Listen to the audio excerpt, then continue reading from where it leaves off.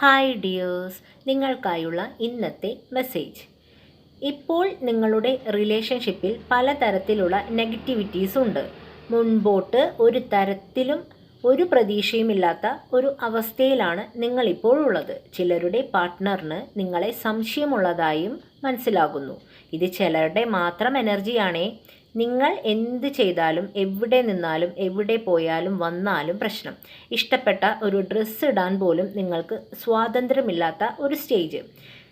നിങ്ങളെ ഒരുപാട് സംശയിക്കുന്നു നിങ്ങളുടെ പാർട്ട്ണർ. അതുതന്നെ ചിലർ നിങ്ങളുടെ പാർട്ട്ണറിനെ കണ്ടുമുട്ടിയത് ഒരു സെപ്റ്റംബർ മുതൽ മാർച്ച് വരെയുള്ള ഏതെങ്കിലും ഒരു മാസങ്ങളിലാകാൻ സാധ്യതയുണ്ട്. അതായത് സെപ്റ്റംബർ മുതൽ മാർച്ച് വരെയുള്ള മാസങ്ങളുമായി നിങ്ങൾക്കോ നിങ്ങളുടെ പാർട്ട്ണർക്കോ എന്തോ ബന്ധമുണ്ടായിരിക്കാൻ സാധ്യതയുണ്ട്.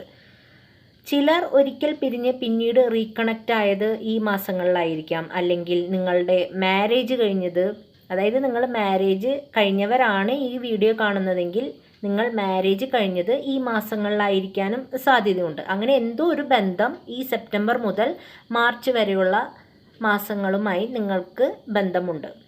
നിങ്ങളുടെ ജീവിതത്തിൽ, പ്രത്യേകിച്ച് റിലേഷൻഷിപ്പിൽ ഇപ്പോൾ നടന്നുകൊണ്ടിരിക്കുന്നത് യൂണിവേഴ്സിൻ്റെ എന്തോ ഒരു വലിയ പ്ലാൻ കാരണമാണ്. അതിനാൽ ഗോ വിത്ത് ദ ഫ്ലോ, ഒഴുക്കിനനുസരിച്ച് നീങ്ങുക. ഒന്നിനെയും കൺട്രോൾ ചെയ്യേണ്ട. എല്ലാം നിങ്ങളുടെ നല്ലതിന് വേണ്ടി, ഹയ്യസ്റ്റ് ഗുഡിന് വേണ്ടിയാണ്. അതുകൊണ്ട് ഡിവൈൻ ടൈമിന് വേണ്ടി വിശ്വാസത്തോടെ കാത്തിരിക്കുക. ഇതിൻ്റെ ഭാഗമായി അടുത്തു തന്നെ വളരെ യാദൃശ്ചികമായി എന്തോ ഒരു സംഭവം നിങ്ങളുടെ ജീവിതത്തിൽ നടക്കാൻ പോകുന്നുണ്ട്. ഒരു അപ്രതീക്ഷിത മാറ്റം, ഒരു ചെറിയ രീതിയിലുള്ള വഴക്കുകളോ അങ്ങനെ എന്തെങ്കിലുമൊക്കെ നടക്കാൻ ചാൻസ് കാണുന്നുണ്ട്. നിങ്ങളെ അത് വളരെ ഇമോഷണലി പിടിച്ചു കുലുക്കുന്ന എന്തോ ഒന്നായിരിക്കും. ഇത് നിങ്ങളുടെ ധൈര്യത്തെ, കോൺഫിഡൻസിനെ എല്ലാം വെല്ലുവിളിക്കുന്ന ഒരു കാര്യമായിരിക്കാൻ ചാൻസ് ഉണ്ട്. പക്ഷേ അതിൽ കൂടുതൽ ഫോക്കസ് ചെയ്യാതെ നിങ്ങളിലെ പോസിറ്റിവിറ്റി, അതുപോലെ നിങ്ങളിലെ സത്യത്തിൽ മാത്രം വിശ്വസിച്ച് മുന്നോട്ട് പോകുക. സന്തോഷവും സമാധാനവും താനേ വരും.